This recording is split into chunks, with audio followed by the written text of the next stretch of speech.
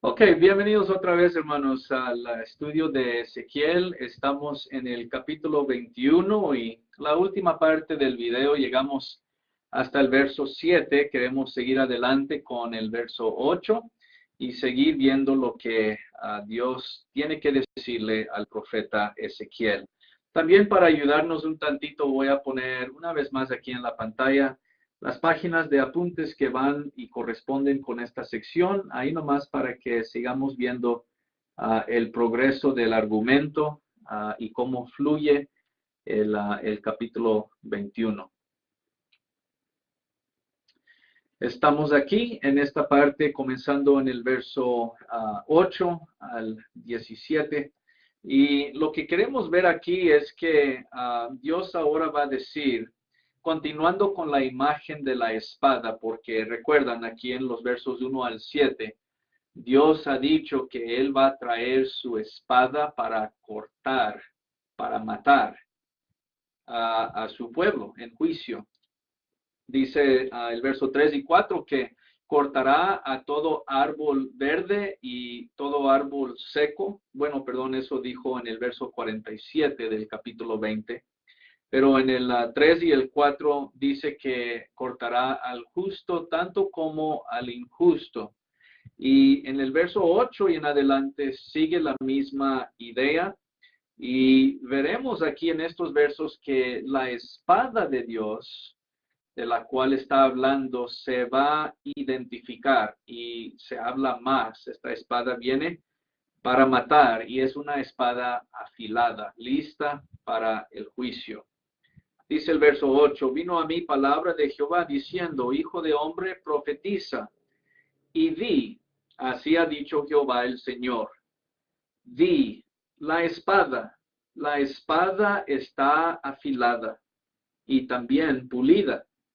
Para degollar víctimas está afilada, pulida está para que le relumbre. Hemos de alegrarnos. Al cetro de mi hijo ha despreciado como a un palo cualquiera.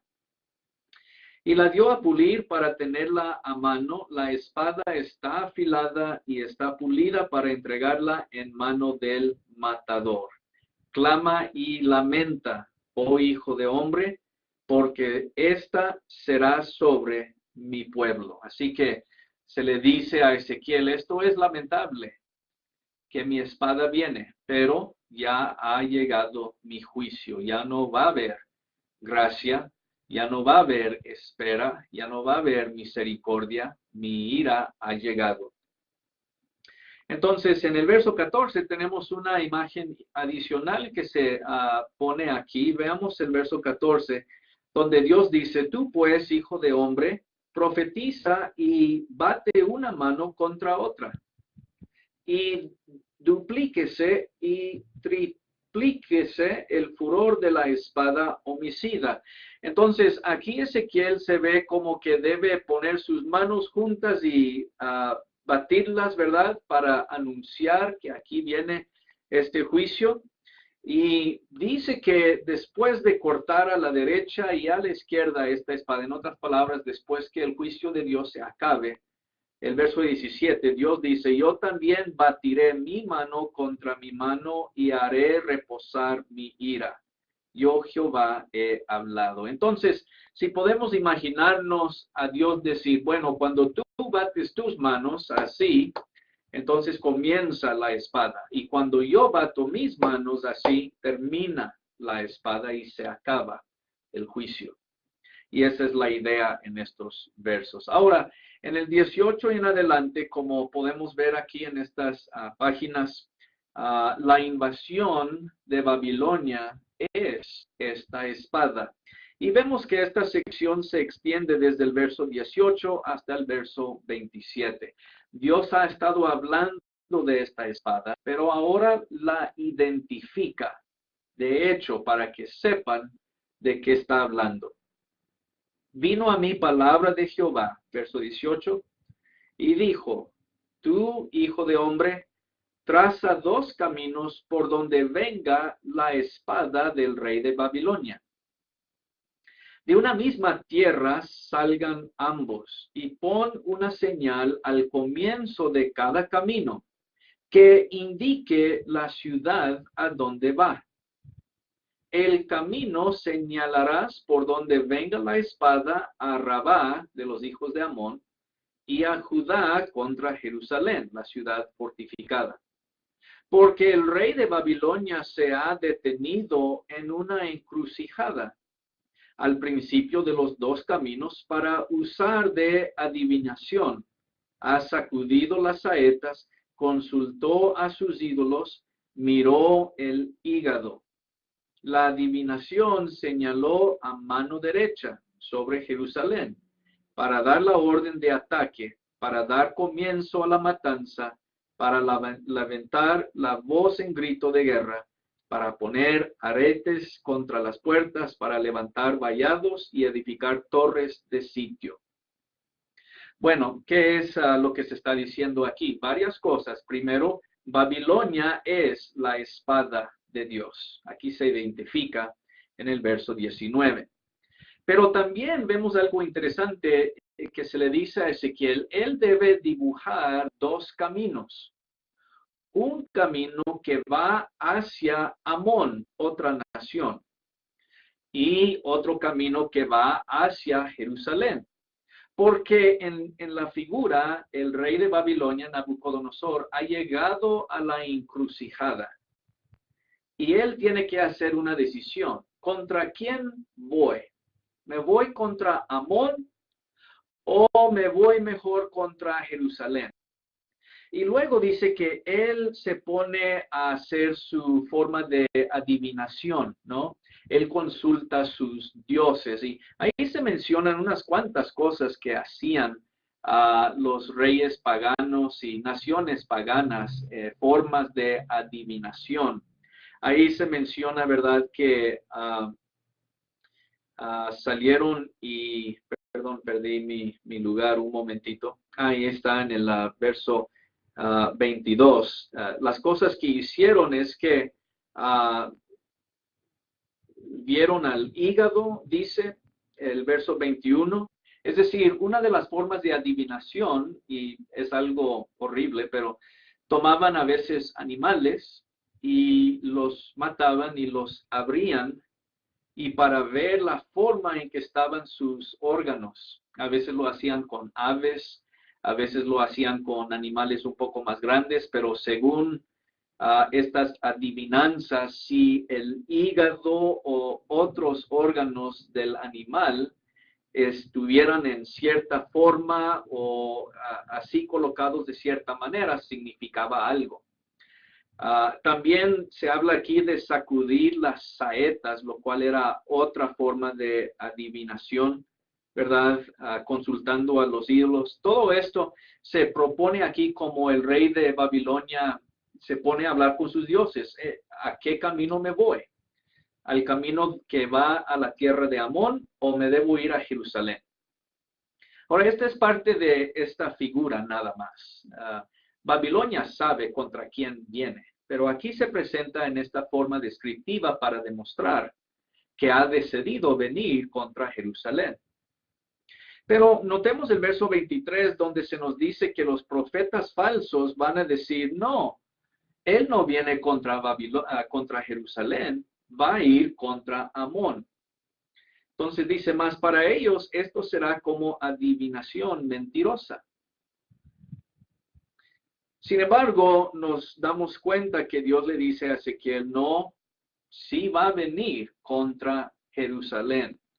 Diles al pueblo de Dios que aquella otra profecía es falsa. No va a ir a Amón, por lo menos no ahora. Va contra Israel. Es mi espada afilada.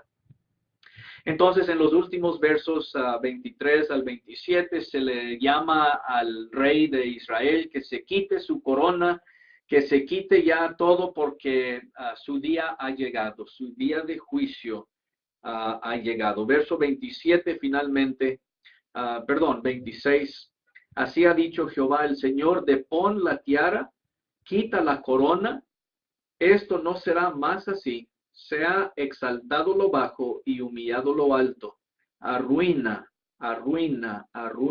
lo reduciré. Y esto no será más hasta que venga aquel cuyo es el derecho, y yo se lo entregaré. Entonces, quítate la tiara, quítate tu corona, ya no serás rey, tu día de juicio ha llegado. Y esa es la idea aquí. Viene por medio de Babilonia.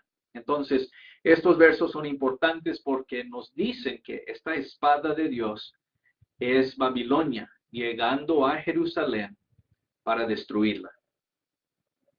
Bueno, en los versos 28 al 32 tenemos como un paréntesis aquí rápido que Dios dice, el día de Amón vendrá, pero será más tarde. Babilonia no vendrá contra Amón ahora, viene contra Jerusalén, otra vez refiriéndose a esta encrucijada de la cual Nabucodonosor tiene que elegir. Dios nomás dice, el día de Amón viene, pero viene más adelante. Y en este día también derramaré sobre Amón mi ira. Verso 31, el fuego de mi enojo haré encender sobre ti, y te entregaré en mano de hombres temerarios, artífices de destrucción. Serás pasto del fuego, y se empampará la tierra de tu sangre. No habrá más memoria de ti, porque yo Jehová he hablado. Todo eso es Amón, profecía que Dios dice, el día para ti viene. No es todavía, pero no quiere decir que no tendrás tu día también de juicio. Así que así termina el capítulo 21. Dios básicamente diciendo, mi espada filada viene, es el pueblo babilónico. Y él cortará por todos lados, justos e injustos, a la derecha, a la izquierda, todos serán consumidos por esta espada, dice Dios. Bueno, lo cual nos lleva al capítulo 22, hermanos. Y aquí en este capítulo vamos a ver que se nos repite dos veces la idea de corrupción y pecado que hay en Jerusalén. El capítulo 22 podemos ver que es dividido en tres partes. Se nos presenta la corrupción que existe en medio de la ciudad en los primeros 12 versos. Y luego en los versos 13 al 22 se nos presenta la idea de que la ciudad será juzgada. Y luego se nos presenta otra vez la corrupción de la ciudad en los versos 23 al 31. Entonces, la idea aquí en este capítulo es como la idea en capítulos pasados. Dios da la razón por qué viene en juicio. Hay mucho pecado, hay mucha corrupción, hay males sociales, la forma en que la gente se están tratando unos a otros, y hay un énfasis en los líderes, cómo es que ellos tratan a la gente de una mala forma. Esto se ve en la última parte, especialmente los versos 23 al 31, pero veremos parte de estas secciones, nada más para resumir cada una de ellas. Primeramente, los primeros 12 versos, donde vemos la corrupción que existe en medio de la ciudad. Vino a mí palabra de Jehová, verso 1, diciendo, tú, hijo de hombre, no juzgarás tú a la ciudad derramadora de sangre, y le mostrarás todas sus abominaciones. Dirás pues, así ha dicho Jehová el Señor, ciudad derramadora de sangre en medio de sí, para que venga su hora, y que hizo ídolos contra sí misma para contaminarse. En tu sangre que derramaste has pecado, y te has contaminado en tus ídolos que hiciste, y has hecho acercar tu día. La idea es que han matado a la gente, ¿no? A la sangre que se ha derramado juntamente con los ídolos es decir, la fornicación espiritual, su idolatría. Estas son las razones principales por qué viene el juicio de Dios. Verso 6 se nos enfatiza que los príncipes de Israel, otra vez referencia a los reyes, cada uno hizo según su poder, se esfuerzan en derramar sangre, ellos también. Verso 8, mis santuarios menospreciaron y mis días de reposo han profanado. Entonces Dios habla de cómo ellos no han guardado el pacto, ¿verdad? Estos son los pecados del pueblo. El verso 13, en la segunda parte, al verso 22, vemos aquí una vez más la figura de Dios batiendo sus manos juntas. Dice el verso 13, he aquí que batí mis manos a causa de ti y de tu avaricia que cometiste, a causa de la sangre que derramaste en medio de ti. Entonces, aquí se ve la acción otra vez de Dios decir, puede venir el juicio, doy la orden y puede abatir sus manos para demostrar que ya es la hora. Mira la pregunta que está en el verso 14. ¿Estará firme tu corazón? ¿Serán fuertes tus manos en los días en que yo proceda contra ti? Yo, Jehová, he hablado y lo haré.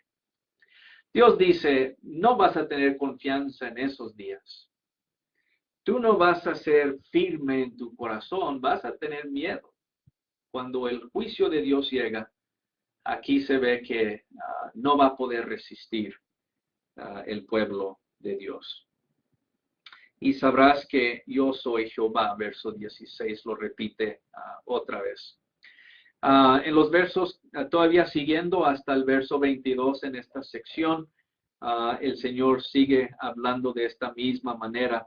Enfoquémonos en el verso 21 rápidamente, cuando dice, y os juntaré y soplaré sobre vosotros en el furor, en el fuego, de mi furor, y en medio de él seréis fundidos. Aquí, la razón por la cual quiero que veamos esto es la acción de Dios representativa por soplar. En los versos 17 hasta aquí hay fuego otra vez, pero la imagen es que no hay solamente fuego, sino que Dios soplando al fuego, dándole más fuerza. El fuego se va a encender aún más, ¿no? Todo esto nos demuestra la ira y el furor de Dios. Es bueno tal vez aquí, hermanos, mencionar un comentario parentético aquí. Al leer tanto de la ira de Dios, al leer mucho de fuego y de cortar y degollar y que Dios envía su espada y que va a matar a todos, muchas personas tienen dificultad viendo a Dios actuando de esta manera. Se ve muy violento, dicen algunos. Aquí Dios no se ve muy misericordioso. Y es cierto, porque el tiempo de gracia y misericordia se ha acabado. Es justo el punto. Dios ya ha sido paciente. Dios ya le ha dado tiempo para arrepentirse. Y cuando el pueblo rebelde se mantiene en su rebeldía, la ira horrible, poderosa, fatal de Dios llega. Y debemos ver que es algo muy fuerte, muy horrible, para que nosotros leyendo estos textos veamos que la ira de Dios es algo verdadero. Demasiadas veces nos concentramos demasiado, dos veces lo he dicho, ¿verdad? Demasiadas veces enfatizamos demasiado la gracia de Dios, lo cual está bien, queremos enfatizar la gracia de Dios. Pero no queremos olvidarnos que al otro lado de esa moneda está la ira y la justicia de Dios también. Tenemos que tener una concepción balanceada de Dios. Entonces, aquí debemos ser impresionados por la crueldad del juicio, por la gravedad del juicio, por el juicio horrible que es, porque es una cosa horrible, es una cosa mala. Sin embargo, el juicio de Dios es justo. En otras palabras, Dios no está haciendo más de lo que sus acciones merecen. No es como si Dios fuera un ser espiritual que se enoja y pierde todo control y se va matando por todos lados, ¿verdad? Hasta que se cansa y dice, bueno, eso les debe enseñar y ya listo. No, Dios no es loco en su demuestra de ira. Dios es justo. Lo que Dios trae contra ellos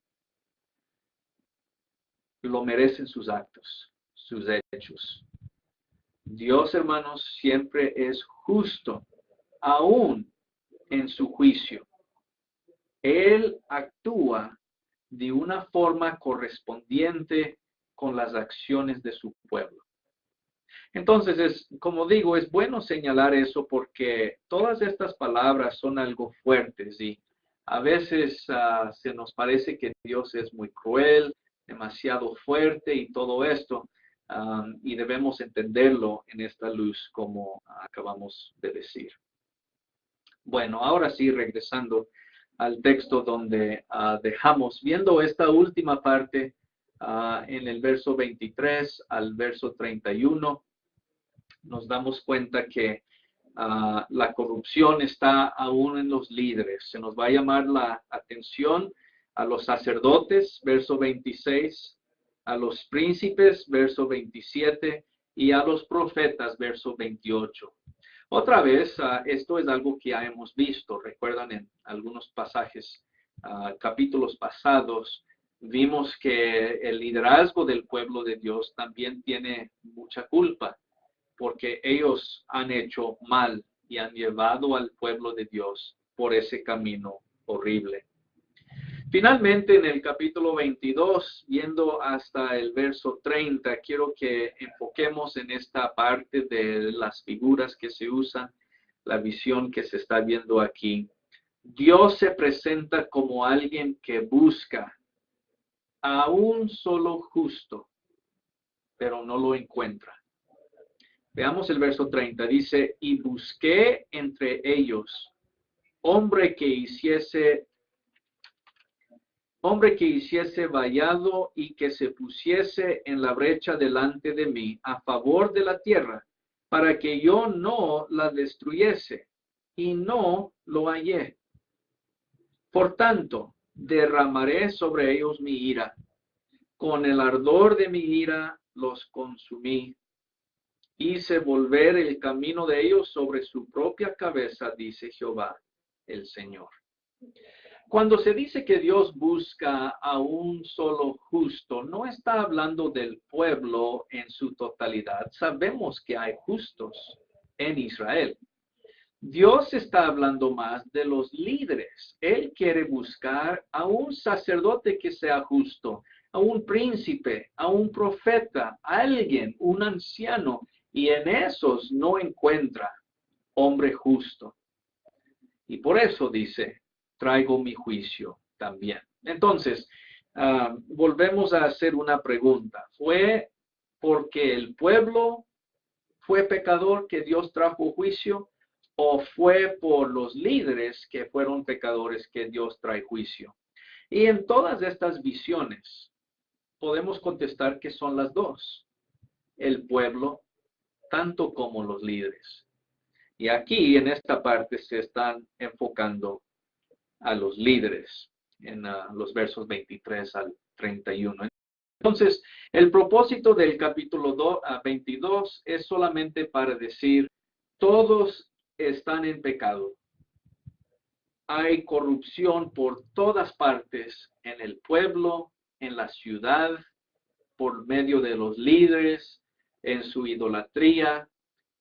El propósito del capítulo 22 es de pintar una escena totalmente corrupta en el pueblo de Dios. el pueblo común, tanto como sus líderes también. Y por eso, como vimos, Dios traerá juicio contra ellos. Bueno, esto nos lleva al capítulo 23. Y seguramente este capítulo 23 es uno de los capítulos más interesantes en cuanto a las figuras que se usan aquí. Algo que ya hemos visto en este libro de Ezequiel, pero se vuelve a repetir la misma figura de dos hermanas. Y aquí las dos hermanas han fornicado con las naciones a su alrededor. Otra vez es una referencia a la forma en que se aliaron con las naciones a su alrededor, alianzas políticas, pero más es una referencia a la idolatría de Israel. No solo se han aliado políticamente con algunas de estas naciones, sino que se han puesto a adorar sus dioses. Y eso es lo que le causa problemas a Dios. Bueno, veremos aquí los primeros cuantos versos de este capítulo,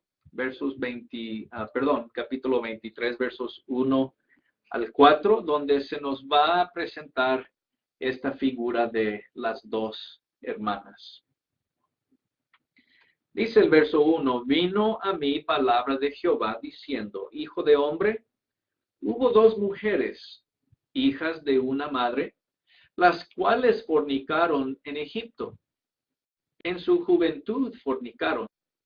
Ahí fueron apretados sus pechos, ahí fueron estrujados sus pechos virginales, y se llamaban la mayor Ahola y su hermana Aholiba, las cuales llegaron a ser mías, y dieron a luz hijos e hijas. Y se llamaron Samaria, Ahola, y Jerusalén, Aholiba. Ok, vamos a detenernos aquí un momentito. Dios está hablando de dos ciudades. Samaria, que era del reino del norte, Israel, y Jerusalén, la capital del reino al sur de Judá, ¿verdad? Y aquí les da otros nombres, dos nombres, Ahola para Samaria y Aholiba para Jerusalén. Y Dios dice, ¿verdad?, que estas cometieron fornicación en Egipto. Y pues las figuras que se usan en estos primeros 4 versos son muy descriptivas. Se ve el lenguaje sexual otra vez para demostrar su fornicación espiritual de idolatría. Así que el punto de estos primeros 4 versos es para decir lo que Samaria ha hecho en el norte, lo que Jerusalén ha hecho en el sur, no es nada nuevo, lamentablemente. Ellas hicieron esto desde el tiempo que estaban en Egipto. Siempre ha sido idólatra el pueblo de Dios. Ese es el punto. Así que cuando vemos a estas dos hermanas ahora aquí, hermanas que ya no están en su juventud como estuvieron en Egipto, sino que ya son mujeres y que son esposas de Dios, no han cambiado sus caminos. Entonces, como ellas han sido jóvenes fornicarias en Egipto, también son mujeres fornicarias ahora que están con Dios. Entonces, esta figura se sigue utilizando y se ve aquí en los versos siguientes. Bueno, cuando vamos al verso 5 al 10, nos damos cuenta más de la primera hermana, que es la ciudad de Samaria. Versos 5 al 10 hablan de cómo ella cometió fornicación. Ahora, lo importante para recordar en este momento, hermanos, es que Samaria en el norte ya ha sido juzgada por Dios. Recordamos la fecha importante, 722 a.C., fue cuando los asirios descendieron y destruyeron a la nación del norte, Israel. Así que Samaria ya ha sido juzgada. Pero aquí, como se quiere hacer la comparación entre Samaria y Jerusalén, se nos dice por qué fue así. Ella fornicó también. Bueno, el verso 8 nos dice que no dejó sus fornicaciones en Egipto, sino que siguió con lo mismo. Derramaron sobre ella su fornicación. Se está hablando de naciones a su alrededor. En otras palabras, la idolatría que practicó el reino del norte.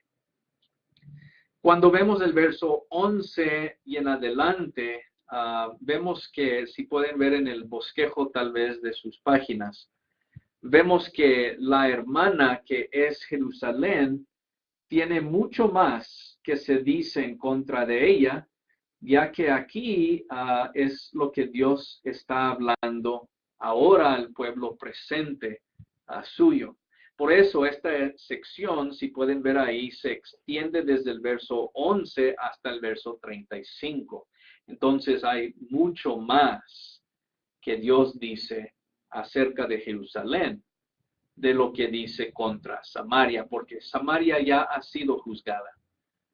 Para este tiempo ya ha pasado a la historia el reino del norte. Así que Dios está hablando en más detalle aquí acerca de Jerusalén.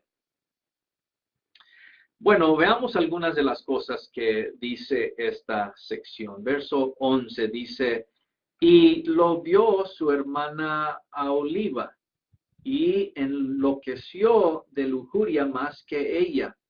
Sus fornicaciones fueron más que las fornicaciones de su hermana. En otras palabras, cuando comparamos a las dos, Jerusalén con Samaria, Jerusalén es peor. Dio el ejemplo de su hermana Samaria, como ella iba detrás de ídolos. Jerusalén hizo lo mismo, pero aún más. Ella empeoró su situación. Dice el verso 14, aumentó sus fornicaciones. Pues cuando vio a hombres pintados en la pared, imágenes de caldeos pintadas de color, ceñidos por sus lomos con talabartes y tiaras de colores en sus cabezas, teniendo todos ellos apariencia de capitanes a la manera de los hombres de Babilonia, de Caldea, tierra de su nacimiento, se enamoró de ellos a primera vista y les envió mensajeros a la tierra de los caldeos. Es decir, Jerusalén quiso ser amigo de los babilonios. Irónicamente, ahora los babilonios van a venir y la van a destruir.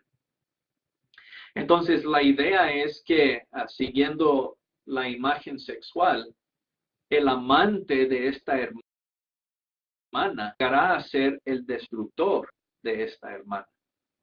Es muy interesante. El enemigo te destruye. Creo que cristianos hoy en día podemos aprender una lección de esto, hermanos. El pecado que a veces queremos es algo que acaba con nosotros, de igual. Algunas de las cosas que más queremos, que son malas en los ojos de Dios a veces, hablando en general, es lo que acaba con nosotros, tanto como ellos querían Babilonia. Babilonia llegó a acabar con ellos. Es un principio muy interesante.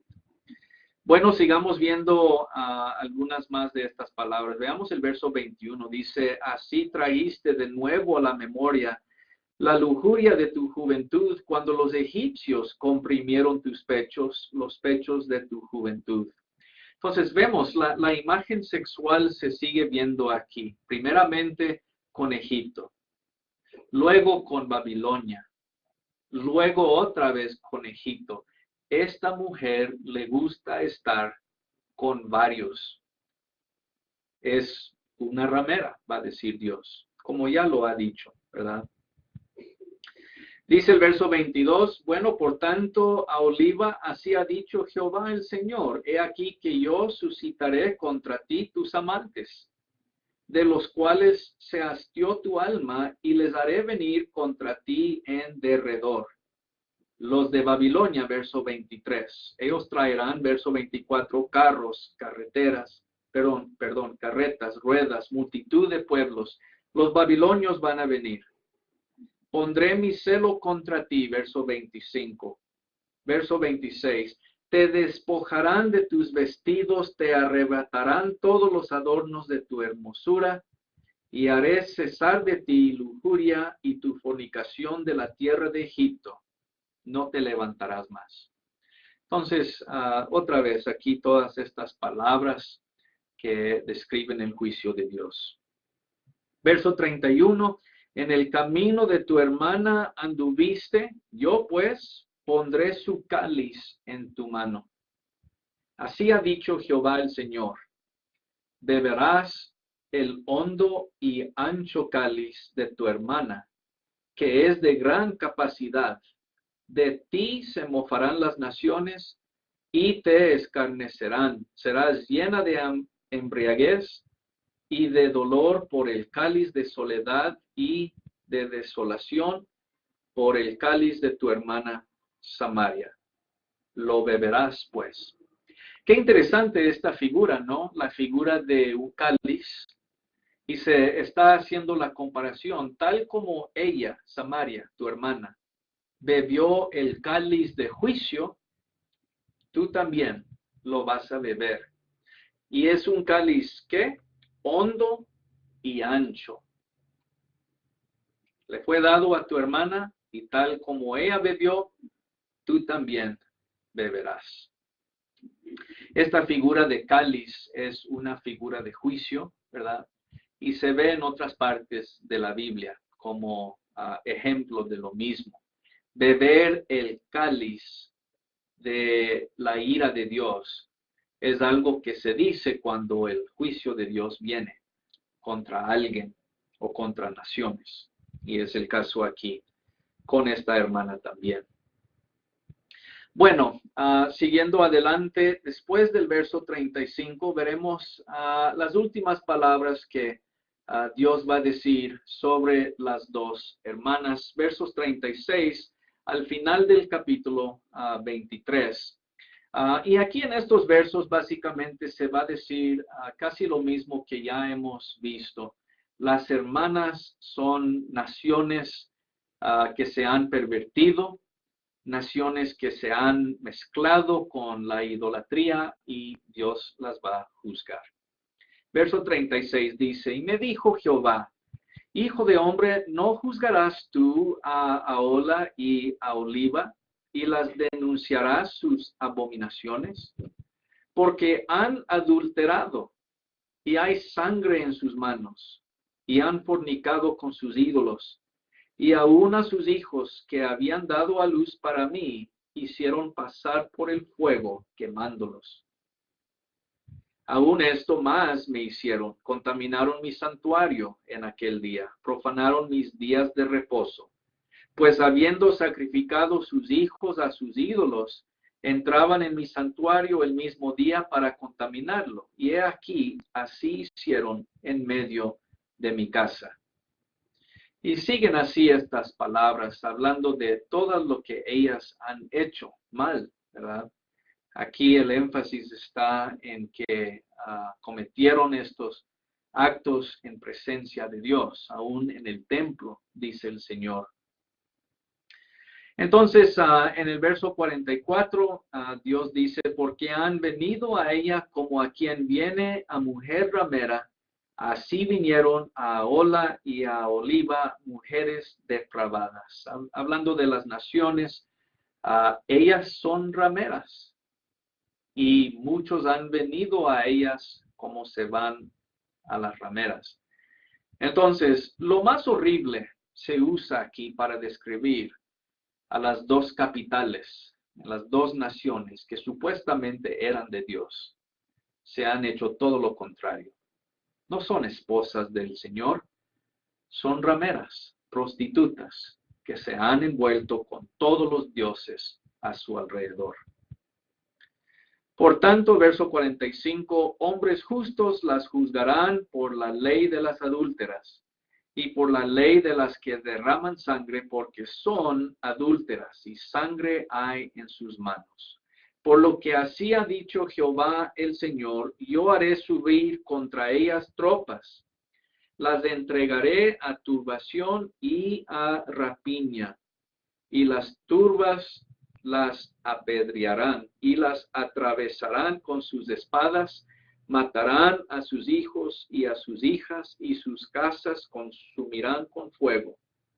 Y haré cesar la lujuria de la tierra, y escarmentarán todas las mujeres, no harán según vuestras perversidades. Sobre vosotras pondrán vuestras perversidades, y pagaréis los pecados de vuestra idolatría, y sabréis que yo soy Jehová, el Señor. Bueno, y así termina el capítulo 23. Lamentablemente, estas dos hermanas se han pervertido, se han hecho rameras y no se han arrepentido, así que Dios ahora las va a juzgar. Bueno, lamentable forma de ver el juicio de Dios que viene contra su pueblo, pero no se olviden, hermanos, la palabra de Dios va a terminar con gracia y misericordia para con su pueblo. Hasta el momento aquí tenemos que ver primero por qué Dios viene en juicio contra su pueblo.